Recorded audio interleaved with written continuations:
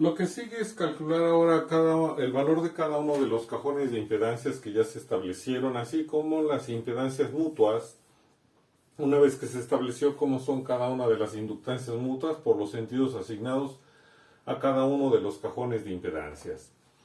Tenemos entonces nuestro cajón 1, nuestro cajón 2, 3, 4, 5, 6, 7 y 8 con su respectiva corriente de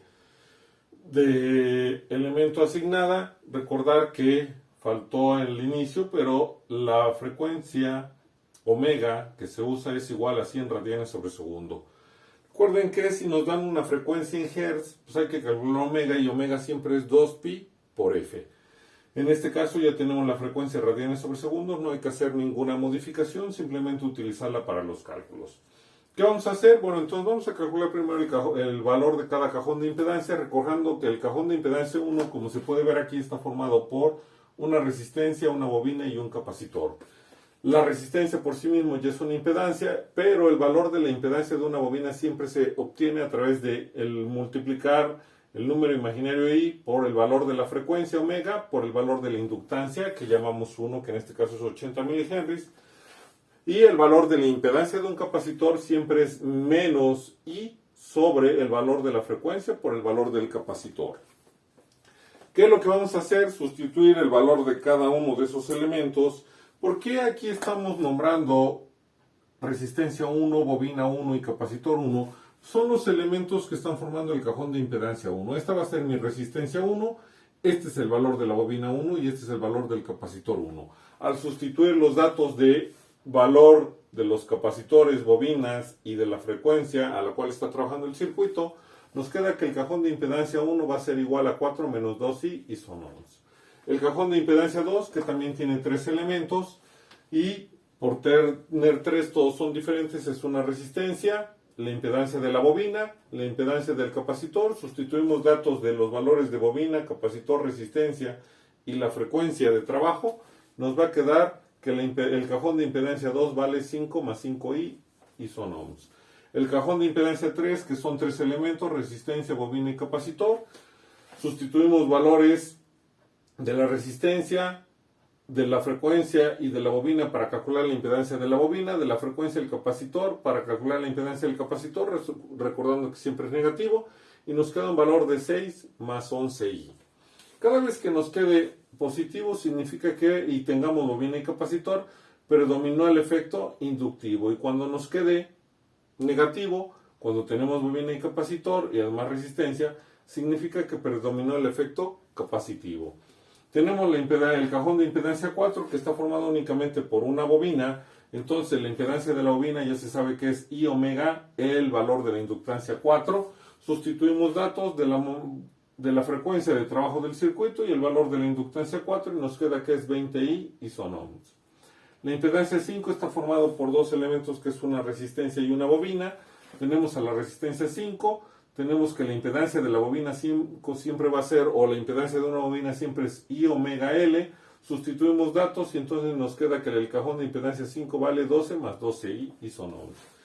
El cajón de impedancia 6, que hay que recordar que únicamente son elementos pasivos, sería entonces la bobina, la resistencia y el capacitor. Sustituimos datos de esos elementos, así como el valor de la frecuencia. Y al hacer cálculo nos queda que el cajón de impedancia 6 vale 3 menos 3i, predomina un efecto capacitivo y son ohms. Tenemos el cajón de impedancia 7, que es una resistencia y un capacitor. Entonces sustituimos datos, hacemos operaciones y nos queda 8 menos 2i y son ohms. Y tenemos el cajón de impedancia 8, que es únicamente una resistencia, cuyo valor es 20 y son ohms. Ya que calculamos el valor de cada uno de los cajones de impedancias que forman el circuito eléctrico, lo que sigue ahora es calcular las impedancias mutuas que se generaron por los cajones de impedancias que enumeramos y los sentidos de corriente que se asignaron. Recordando que la inductancia mutua 1, 2, 1, 3, 2, 3, 2, 4, 3, 4, 4, 5, todas ellas son positivas, ya que las corrientes salen por las marcas de polaridad, pero la inductancia mutua 5, 6, como la corriente en una bobina entra por la marca de polaridad y la corriente en la otra bobina sale por la marca de polaridad, ese valor era negativo. hay que recordar que la impedancia mutua de las bobinas, es decir, en este caso la impedancia 1,2, es igual a I omega, la inductancia mutua 1,2 que se estableció. En este caso, por ser positiva la inductancia mutua, pues nos queda 4I y son ohms. La impedancia mutua 1,3 pues es igual a I omega L1,3. La inductancia mutua 1,3 también era positiva, nos queda 5I.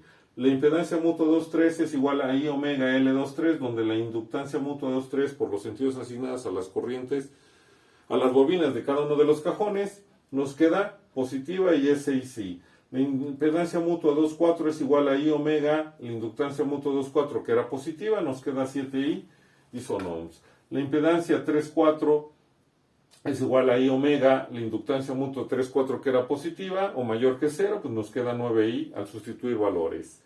La impedancia 4,5 que es igual a I omega, la inductancia mutua 4,5 que también era positiva, nos queda 8I y son ohms.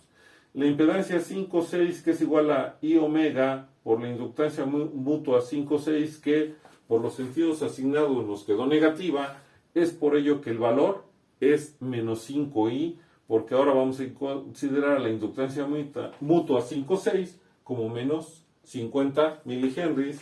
Al multiplicarlo por el valor de la frecuencia y el número imaginario I, nos queda menos 5I. Y con ello ya determinamos el valor de cada uno de los cajones de impedancias que forman parte del circuito y las impedancias mutuas que se generaron por la numeración de los cajones de impedancias y las corrientes asignadas a esos cajones de impedancias.